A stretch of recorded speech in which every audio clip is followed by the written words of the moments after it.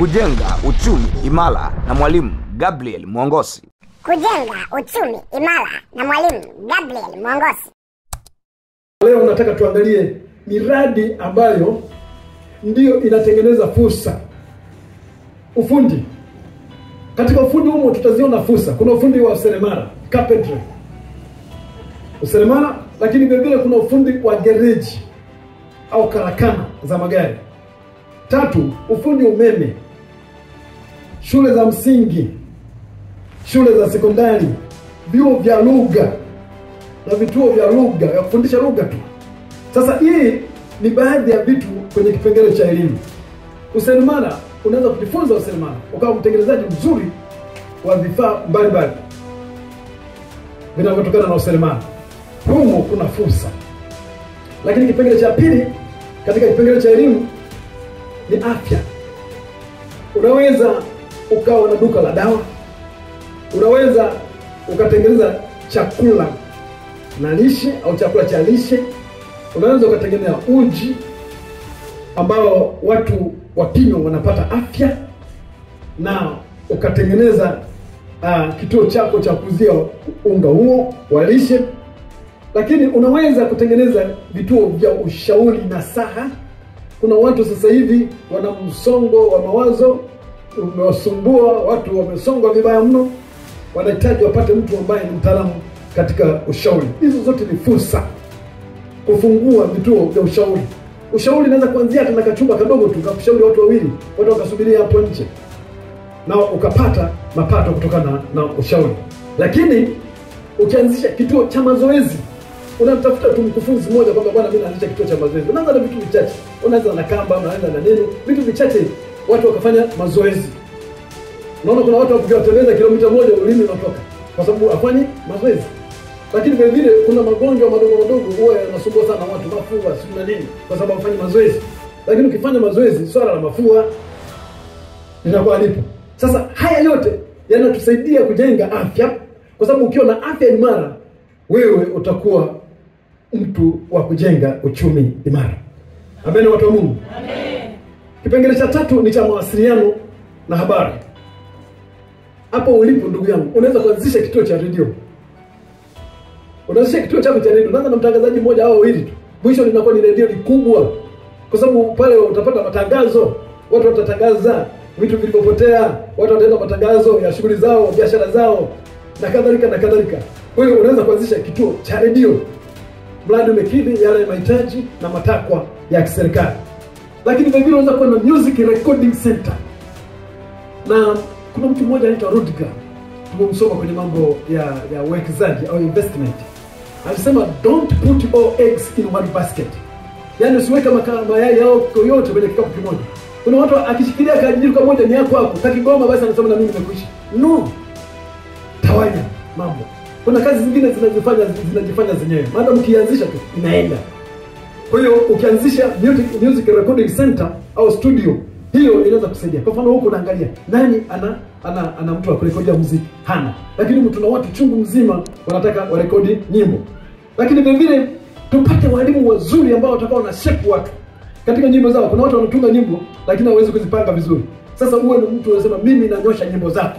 Mimi ni mwalimu, leteni nyimbo zenu niwanyoshee, niwaekee maneno vizuri na nini, niwaekee vina, niwawekee mashairi ya kutosha mazuri. Kwa hiyo kwa namna hiyo utakuwa umetengeneza fursa. Wewe waambia leteni nyimbo zenu.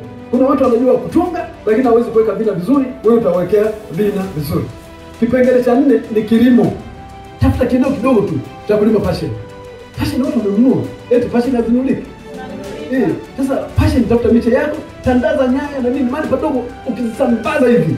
Alafu wewe inakuwa kivuli chako. Zikidondoka unajokota hapo jioni unakuta una sado 5 6. Na sado moja ni shilingi 10,000. Ukiona hizo 6 maana yake umetengeneza shilingi 60.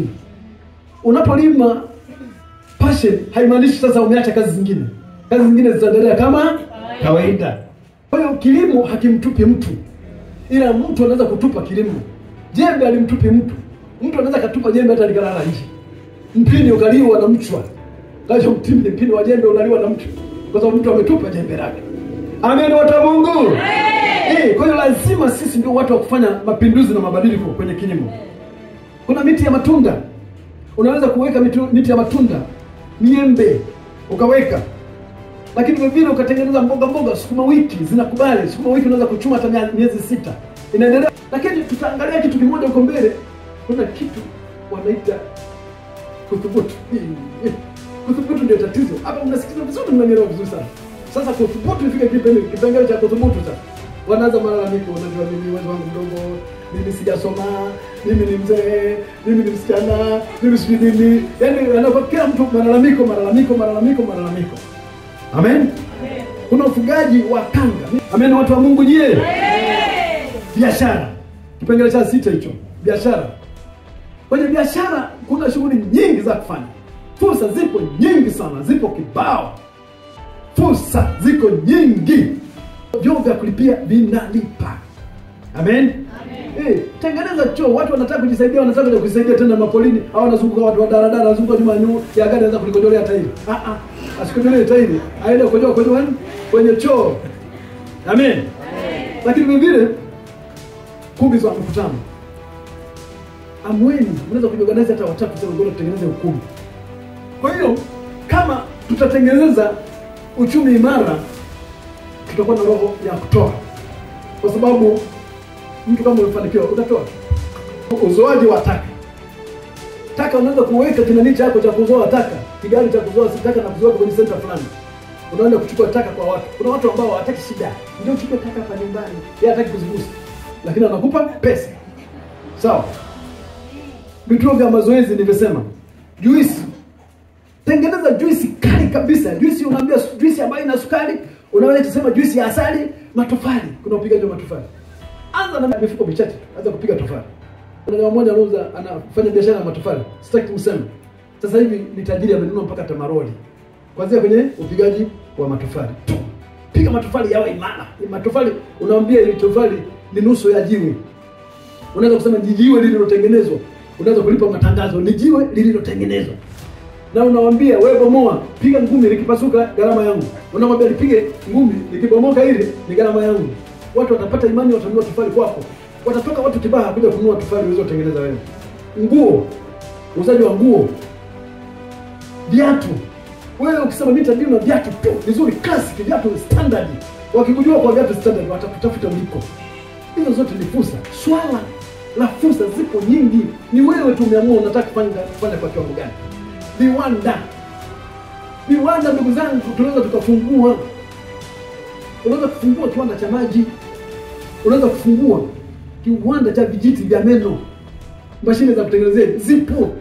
Nunua kama mashine unaweka nyumbani kwako pale. Umefanya kazi nyingine, umechoka huko na nini, ndio unakutengeneza vile. Au unafunga vizuri, unaenda kwenye mtu wa supermarket. Biwe standard. Watu wa supermarket wanauzia. Lakini kuna sabuni za kuogea, sabuni za miche, sabuni za unga, ushonaji wa nguo. Hizi nguo tunashona kwa watu. Washonaji wana matatizo. Kuna masuti ambao wanatushonea jamaa, utakuta yani wakati kufunga lazima usaidie mtu asaidie kufunga, lazima mtu amsaidie kufunga. Maana akifunga kiete ni gumu. Kwa sababu sana nasema twende mikono. Utakuta suti imeshonwa, mkono unaishia hapa. Huwezi kupandisha hivi. Ile ndio mkono, yani mtu wa praise anaanza kuhangaika. Mbona wewe mkono wewe? Wewe ndio suti imenibana. Kwa kufuta vibaya. Ndio maana jana watu wa praise nilikuwa nawafundisha. Ili ya kuambia mtu sisikii vigeregere, unataka mimi nataka kufanya nini? Sisikii vigeregere, wewe nani kwa kusikia vigeregere wewe? Unajua kuna watu wanajifanya eti wamesimama na Mungu. Mungu yuko hapa, yeye yuko pembeni. Sasa Mungu anamwambia bwana sisikii vigeregere. Sisikii vigeregere. Hakuna. Wewe kama unaona vigeregere unataka toa mwenyewe kigeregere. Cheza ni sasa.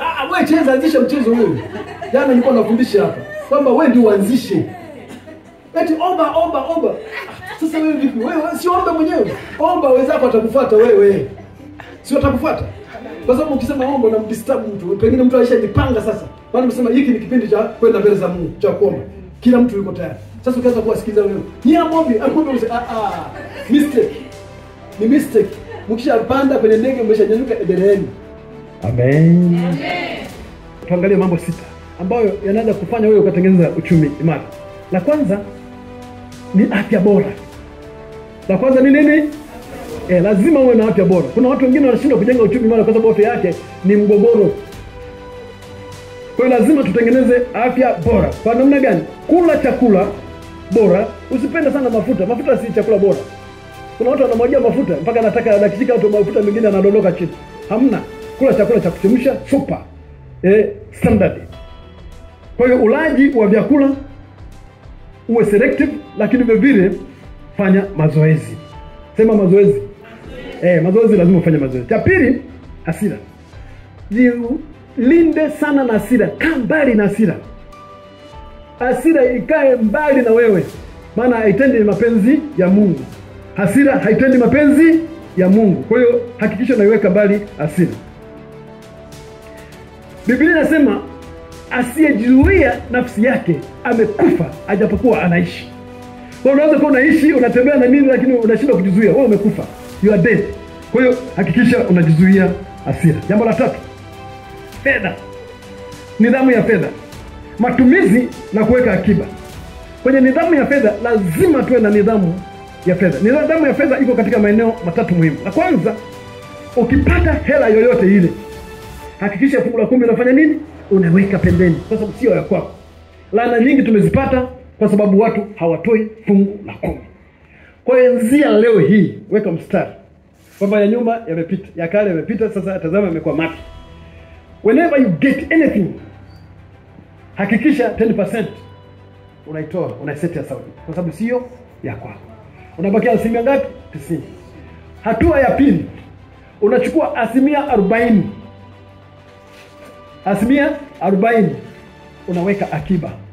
Unaweka nini? 50 iliyobakia tumia unavyotaka, hata kama unaenda kutupa kwenye jalala.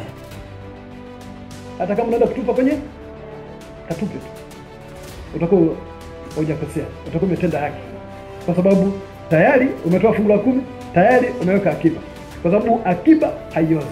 Juzi nimesema chicken vision, kuku ana maono ya kuchinjwa, kwa hiyo aweke akiba. Lakini panya ana maono ya kuishi na mwenye nyumba ambaye anamchukia, wataishi wote miaka yote umo ndani. Kwa hiyo anaanza kaweka akiba panya, akiba miezi 3, asionekane kabisa ukafikiri panya ameisha umo ndani, kumbe yupo anaishi na anazaa watoto. Sasa tatizo watakao ufunua sasa kwamba yumbo ni watoto atakapokuwa wanakwenda kurukaruka na nini wako huru, wanajua sasa wenyewe hawajui hatari yote kwenye ile nyumba, lakini baba na mama wanafanya nini? They know the danger. Mama atajaribu kuwazuia lakini hawazuiliki. Unajua tu hawazuiliki, ataenda kwenye mpira, ataenda kufanya nini, afanya nini na nini na nini. Amen, watu wa Mungu. Amen. Kwa namna hiyo, kama utakuwa na nidhamu nzuri ya fedha, utajenga uchumi imara. Hakuna mtu mwoga duniani kufilisika kama tajiri. Hakuna mtu mwoga duniani kufilisika kama tajiri. Watu wengi wanasema tajiri, unajua tajiri ni bairi na nini na nini. Anaogopa mwenzie kufilisika. Anaogopa kurudi nyuma kule ambako ukua. Anaogopa kurudi kwenye umaskini. Akiba ni kombozi wako katika kipindi cha shida. Utapokuwa na shida, utaenda kwenye akiba yako. Ndio maana nasema utakopesha wewe wala hutafanya nini? Utakopa, kwa sababu wewe umeshaweka akiba. Umetunza akiba. Na usisubiri eti upate hela nyingi ndio utaweka akiba. Hizo hicho unachopata, the same price kwenye fungu la 10. Kile utakachokipata, hicho ndio kinatakiwa kitolewe fungu la 10. Lakini cha 4, hapo tunaangalia mahusiano yako na wenzako. Umeona ule msalaba ule pale? Sasa ule msalaba ule ulikuwa unatengeneza viwango, vya mahusiano. Ule mti uliolala hivi ni mimi na wewe, kwamba sisi wote tumeja nini? Tumelala. Kwa hiyo tuko level moja. Huyo mwanamke au mwanaume tuko level moja. Huyo umesoma hujasoma tuko level moja. Katika masuala ya mahusiano lazima tushirikiane, tupeane maarifa, tubadilishane mawazo. Ndio maana mimi niko hapa. Mkikubali na kutii mtakula mema ya nchi. Lakini mkikataa na kuasi mtangamizwa kwa upanga, maana kinywa cha Bwana kimenena haya. Wala sio kinywa cha mwangosi. Kinywa cha Bwana kimenena haya. Unataka ule mbuzi? Uwezi. Unataka ule kuku? Uwezi. Unataka ule kondoo? Uwezi. Unataka maziwa? Uwezi. Amen. Kwa hiyo tunaenda pale kwenye mahusiano na wenzako. Ndio maana ule msalaba huu unaokwenda vile, maana yake lazima usijione wewe uko chini sana wala juu. Usianze kujidharau, tuko sawa tu. Mmesoma hujasoma, kwa sababu gani? Kuna vitu ambavyo vinatufanya tuwe sawa. kuna vitu vinatufanya. Rafiki yangu leo. Hivi ni kuchoma sindano. Maumivu unapata? Utapata. Wewe utapata maumivu? Au upate? Kwa hiyo ukitukana unasema sawa tukabeni. Hamna. Ukichoma sindano utaumia. Ukitukana utaumia. Ukipigwa utaumia. Ukidharauliwa utaumia. Kwa tunafanana, ndio maana yani mtu amesoma akidharauliwa anaumia, hajasoma akidharauliwa anaumia. Kwenye njaa, huyu jamaa tunamwona yule bouncer, wewe mnyime chakula siku mbili. Hata nyingine inua mkono ima. Kwa nini unakwenda hivi hapo? Kama kwenye njaa hakuna bouncer. Kwa hiyo ushirikiano. Ule nani ile kwenda shirikiana na wenzako. Lakini 5, ushirikiano na Mungu. Unashirikiana vipi na Mungu wako? Kwenye 5 pale, kiroho, mahusiano yako na Mungu yako kiasi gani? Mahusiano yako na Mungu yanataka iwe 100%. Kwa sababu huo mti yule haujaenda hivi. Wala haujaenda hivi. Kama ungeenda hivi ungekuwa ni 80. Ungeenda hivi tungesema huko si ni 90, si ngapi? 110. Yenyewe ni 100% tumesimama. Ndio maana nasema ninafahamu, ninakujua. Ninajua mambo yako kwamba wewe sio moto wala sio baridi. Wewe sio moto wala sio baridi. Nasema nitakutapika utoke katika kichwa chako. Kwa sababu tunahitaji tuwe moto au tuwe baridi. Kama tunachagua baridi tuwe baridi. Kama tunachagua moto tuwe moto. Kwa hiyo mahusiano ya Mungu, ili mtu ujenge uchumi ulio imara, ni lazima mahusiano yako na Mungu yawe 100%. Jitahidi sana kujibidisha, kujielimisha. Soma vitu hata kama umri wako umeenda. Kuna watu wanashinda kujiongoza katika maisha. He was talking about leadership of your own life. Maisha ya kwako, namna kuongoza maisha yako. Sasa anasema learn when you are 10. Ukiwa na miaka 10 soma. Ukiwa na miaka 20 soma. Ukiwa na miaka 50 soma. Ukiwa na miaka 60 soma. Ukiwa na miaka 70 soma. Ukiwa na miaka 80 soma. You take up the leadership. Utachukua uongozi katika umri wako wao. Na kuna baadhi ya vitu ambavyo tumevisoma kinakusaidia, kinaweza kusaidia hata mwezi mmoja kikakupa furaha ya maisha yote. Kuna vitu umesoma hakifanyi kazi popote pale. It's like a weapon.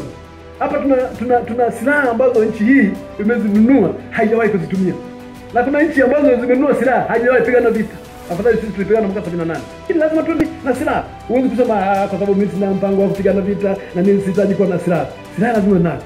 Alafu kwa sababu ujui wezi watakuja lini, unasema mimi sitengeneze mlango, mimi patakuwa wazi tu hapa mlango ndani. Hapana, unaweka mlango.